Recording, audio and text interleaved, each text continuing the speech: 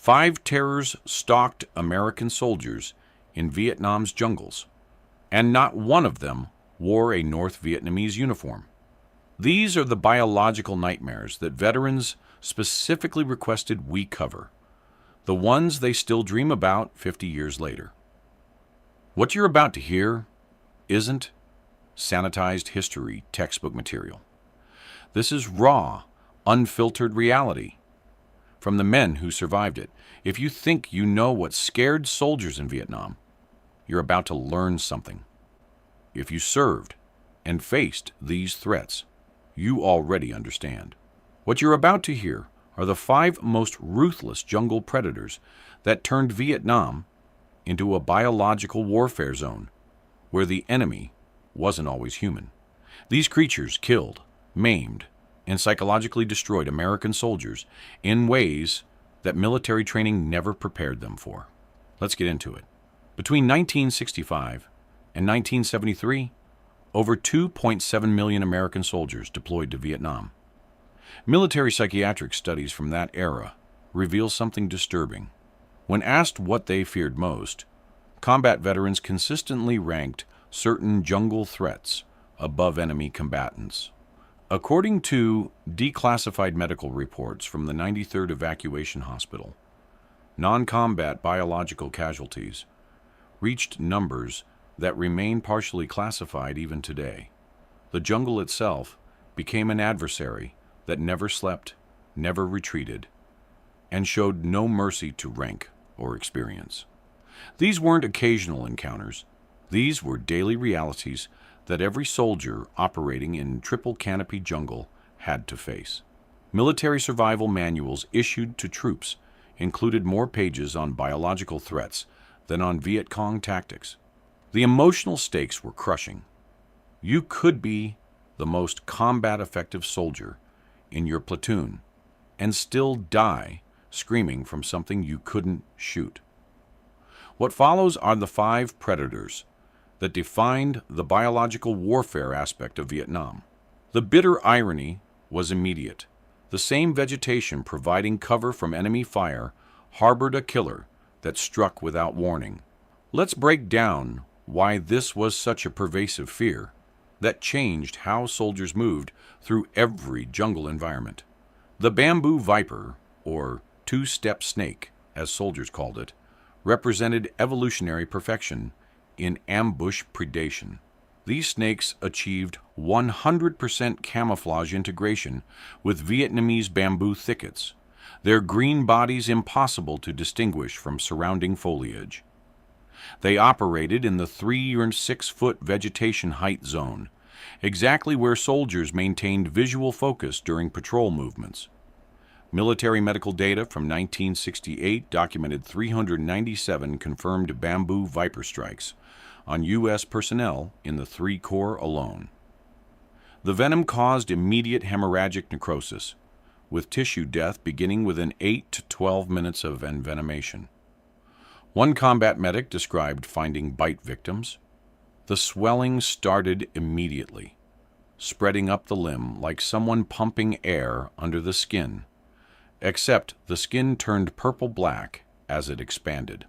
Every bamboo stand became a potential death trap, forcing soldiers to choose between tactical cover and biological safety. The snake's heat-sensing pit organs allowed them to detect soldiers from 18 inches away, meaning they were always aware of approaching troops. Veterans consistently described the terrifying efficiency. The snake would strike, inject venom through fangs measuring 6 to 8 millimeters, and disappear into bamboo before the soldier even registered the bite. One Marine rifleman stated, "You'd hear a guy scream, and by the time you turned around, there was nothing there, just your buddy grabbing his leg, and the wound already swelling like a balloon." We learned to fear the bamboo more than the bullets. The standard-issue jungle boots provided zero protection, as bamboo vipers struck at calf and thigh level 73% of the time, according to MACV medical statistics. Medevac response times in dense jungle averaged 45 and 90 minutes, far exceeding the critical treatment window for pit viper envenomation. The psychological impact was crushing. Soldiers watched tissue turn black and die while waiting for evacuation, knowing that survival meant possible amputation. The smell became distinctive, rotting tissue mixed with the metallic tang of hemorrhaging blood. One combat surgeon recalled, "The boys would come in with limbs twice normal size, skin splitting open from internal pressure, begging us to cut it off before the necrosis spread to vital organs." Between the physical agony and the psychological terror of watching your own flesh die, bamboo viper strikes destroyed combat effectiveness, even in soldiers who survived. And that was just the beginning. The abandonment hit when soldiers realized their boots, their training, their weapons meant nothing against this predator. Let's break down why this was such a pervasive fear that made sleeping lethal. The Malayan pit viper operated with nocturnal precision that eliminated the concept of safe rest. These snakes measured 36 to 48 inches in length and possessed heat-seeking capabilities accurate to 0.5 degrees Celsius at 24 inches distance. Military incident reports documented 612 nighttime strikes during 1969-1970 across all combat zones. The venom caused systematic coagulopathy. Blood ceased clotting entirely, leading to internal hemorrhaging that could continue for 72 hours post-bite. Soldiers would bleed from their eyes, nose, ears, and previous wounds as their clotting factors depleted. One field hospital record noted, "Patient presented 6 hours post-bite with bleeding from every orifice, including old mosquito bite sites. Plasma and whole blood transfusions ineffective at restoring coagulation." Standard defensive perimeters offered no protection because Malayan pit vipers actively hunted warm-blooded prey at night. The snakes would enter sleeping positions drawn by body heat signatures and strike at exposed skin, typically faces, necks, and hands. Infantry squads posted 50% watch rotations, meaning half the unit was vulnerable at any time. The psychological terror was absolute. Sleep became a potential death sentence. One Army specialist described the paranoia. "You'd lie there in your hammock, every rustle in the leaves making your heart explode. You'd shine your flashlight, see nothing, try to sleep, then feel something move across your chest." I saw guys go 3-4 days without real sleep, just terror naps, and they were more dangerous to us than effective in combat. Night operations casualty reports show 23% of non-combat medical evacuations originated from pit viper encounters. The coagulopathy created scenarios where minor wounds became fatal, and previous injuries reopened spontaneously. Soldiers who survived the initial bite faced 48 to 96 hours of medical crisis, where any physical trauma could cause uncontrollable bleeding. The psychological impact transcended fear. It created helplessness. You could be medevaced, treated with anti-venom, and still hemorrhaged to death 3 days later from a dental filling falling out. One Navy corpsman stated, "I watched a lance corporal bleed out from his gums after a Malayan pit viper bite. We'd stopped the external bleeding, thought we had him stabilized, then his mouth just filled with blood, and he drowned in it. There was nothing we could do." The smell of blood became constant in field hospitals, thick and copper sweet, mixing with the jungle humidity. This predator didn't just strike, it condemned.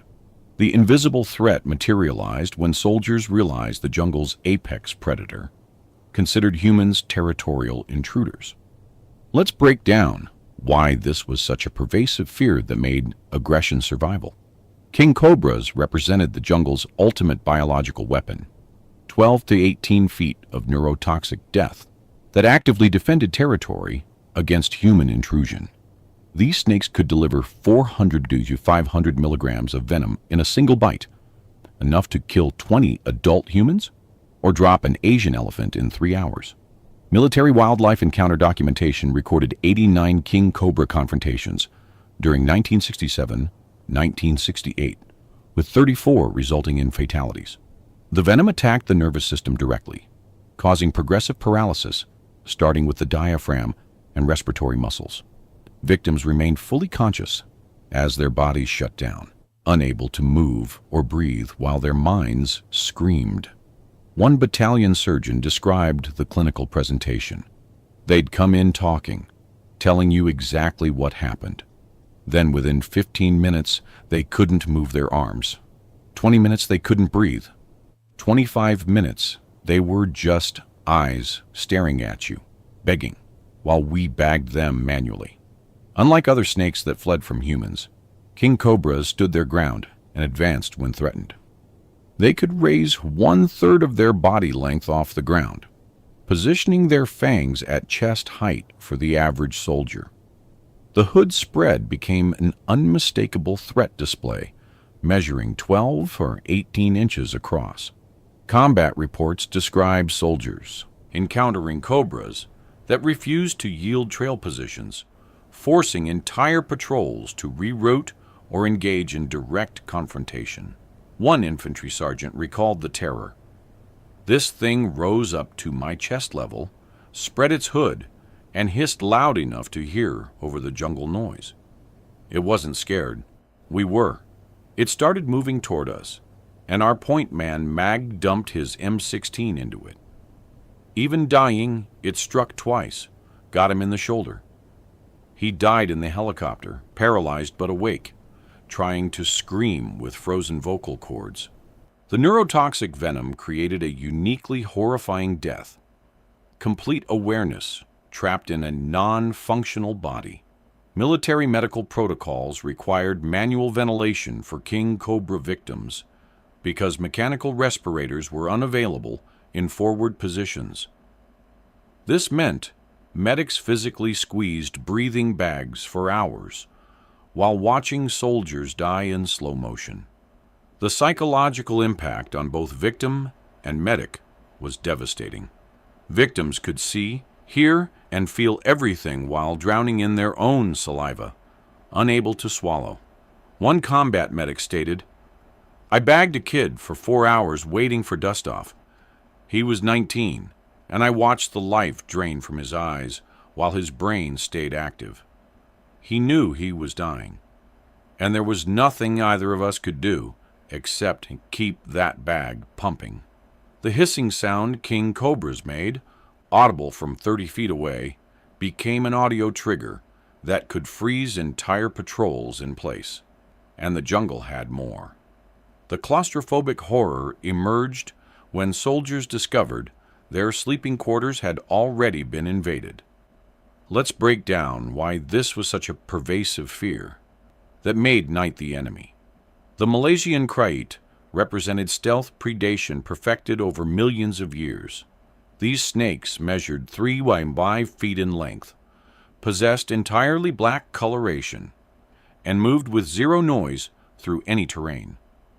Their hunting pattern targeted sleeping humans specifically, drawn to body heat and carbon dioxide exhalation.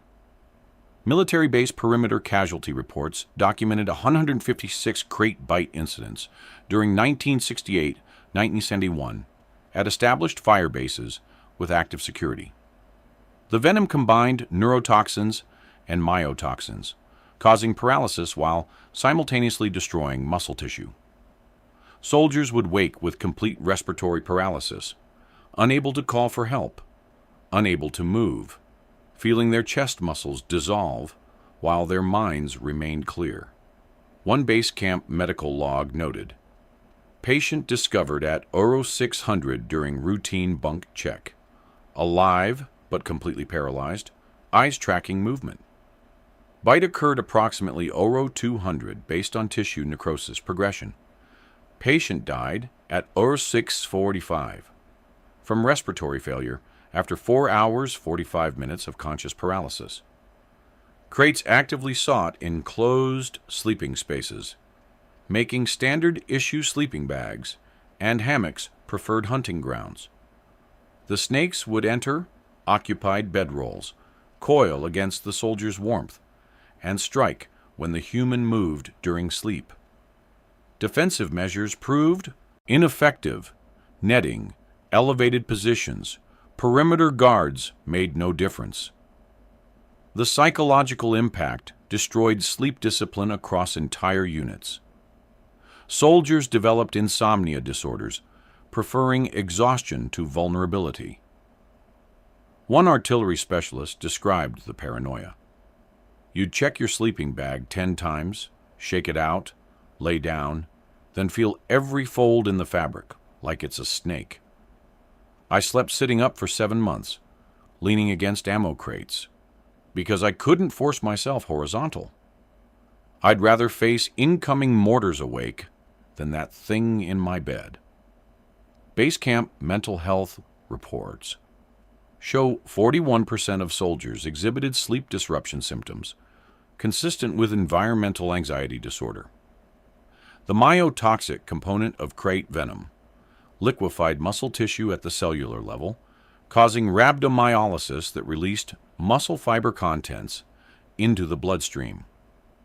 This created secondary kidney failure in 67% of krait bite victims who survived the initial paralysis. The pain was described as internal burning, like acid dissolving muscle from the inside out.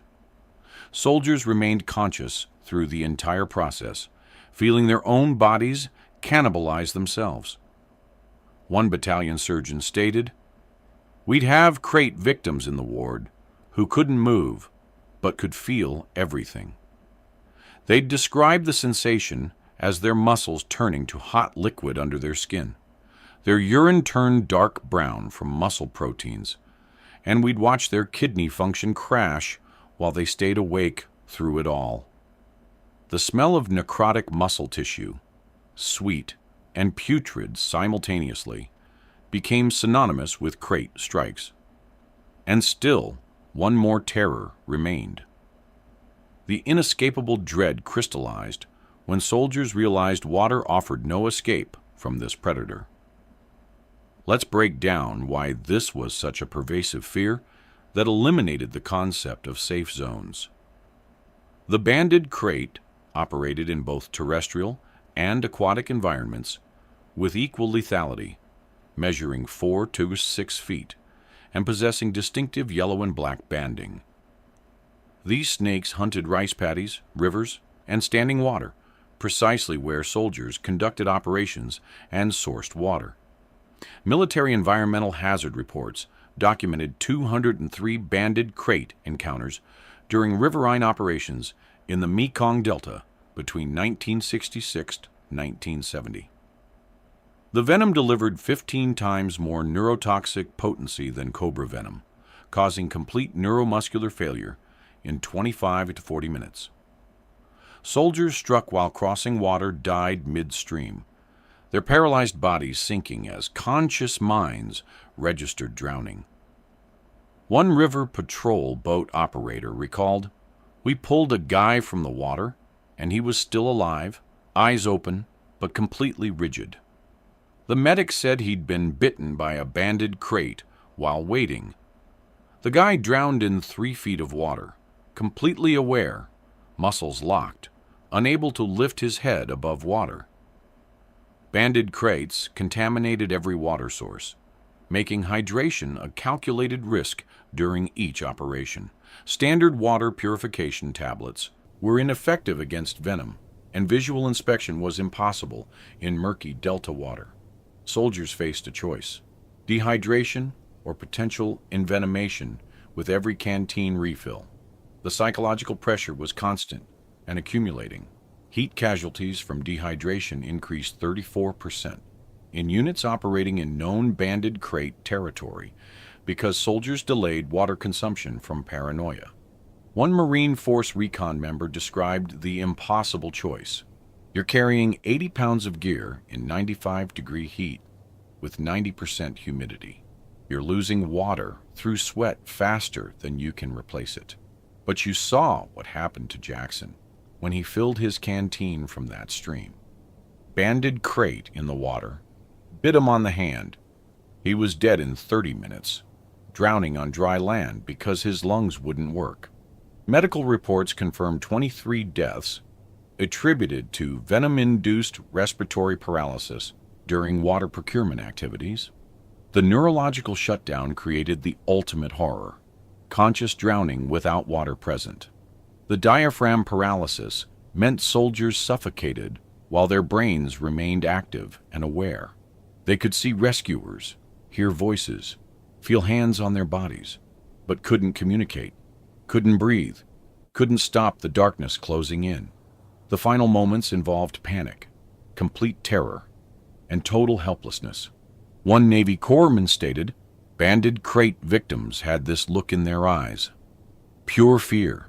They'd grab your hand with whatever strength they had left, squeezing, trying to tell you they were still in there while their lungs shut down. You'd watch the light fade from their eyes, and you knew they were conscious until the very end, experiencing every second of suffocation. The sound of labored, failing breathing became an audio signature that haunted medics for decades. Survivors described the sensation as drowning in air, desperately trying to inhale, while the body refused to respond. Now you understand all 5 terrors.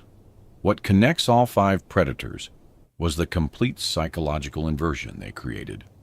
The jungle that provided tactical advantage became the primary threat. Soldiers trained to fight human enemies found themselves helpless against biological adversaries that required no ideology, showed no mercy, and couldn't be negotiated with. The common psychological element was absolute helplessness. These threats couldn't be outfought, outmaneuvered, or intimidated. A soldier could be the most decorated marksman in his unit and still die screaming from a 2-step snakebite. The bamboo viper eliminated cover. The Malayan pit viper eliminated rest. The king cobra eliminated retreat. The Malaysian krait eliminated shelter. And the banded krait eliminated basic survival resources. Together, they created an environment where every natural human need, seeking cover, sleeping, drinking water, became potentially lethal. Military psychiatric research from the VA hospital system reveals that Vietnam veterans exhibit PTSD, triggers related to environmental stimuli, at rates 340% higher than veterans of other conflicts. The sound of rustling vegetation, the sight of standing water, the sensation of fabric against skin in darkness, these innocuous stimuli can trigger full panic responses decades after service. The long-term psychological damage from biological threat exposure manifests differently than combat trauma. According to military psychiatric research conducted by the Department of Veterans Affairs between 1975 to 1985, soldiers who experienced snake encounters showed persistent hypervigilance patterns, sleep disruption disorders, and environmental anxiety that exceeded combat-related PTSD in severity and duration. The psychological uniqueness of Vietnam's biological warfare stemmed from its unpredictability and inevitability. Combat was intermittent, but the jungle was constant. Every moment outside fortified positions meant exposure to predators that could kill, regardless of combat skill or experience. The casualty numbers tell a story military historians often overlook. Non-combat biological casualties in Vietnam totaled 8,634 documented cases between 1965 and 1973, with estimated unreported incidents potentially doubling that figure. Of those documented cases, 2,156 resulted in death or permanent disability. These weren't acceptable losses. These were preventable tragedies that resulted from deploying soldiers into an environment their training and equipment couldn't protect them from. The psychological impact extended beyond individual trauma to unit cohesion. When your foxhole buddy dies from a bamboo viper strike, Trust in your environment collapses entirely. These weren't just soldiers navigating tactical challenges. They were young men, average age 19 years old, facing biological horrors their high school science classes never prepared them for. They were sons who wrote letters home, describing snakes in their sleeping bags, husbands who developed insomnia disorders that destroyed their marriages, fathers who couldn't take their children camping because the smell of canvas triggered panic attacks. The statistical casualties represent brothers, friends, and neighbors who experienced death by drowning on land, conscious paralysis, or watching their own tissue necrotize in real time. Their families received telegrams explaining that their loved ones died from non-combat casualties, a bureaucratic phrase that erased the terror, the suffering, and the biological warfare these men endured. The ongoing trauma manifests in VA hospital systems today, where aging Vietnam veterans still receive treatment for anxiety disorders triggered by environmental stimuli encountered 50 years ago. To every veteran who faced these biological nightmares alongside human enemies, your service, your survival, and your willingness to share these experiences matter. The terrors you faced in Vietnam's jungles were real, validated by military medical records and psychiatric research. If you served in Vietnam and encountered these predators, your testimony in the comments helps younger generations understand what combat really meant in that conflict. If this video helped you understand what your father, grandfather, or uncle experienced, hit that like button and subscribe for more unfiltered military history. Share this with anyone who needs to understand that Vietnam wasn't just about firefights. It was about surviving an environment designed by evolution to kill. Remember what was asked of these soldiers. Thank you for watching.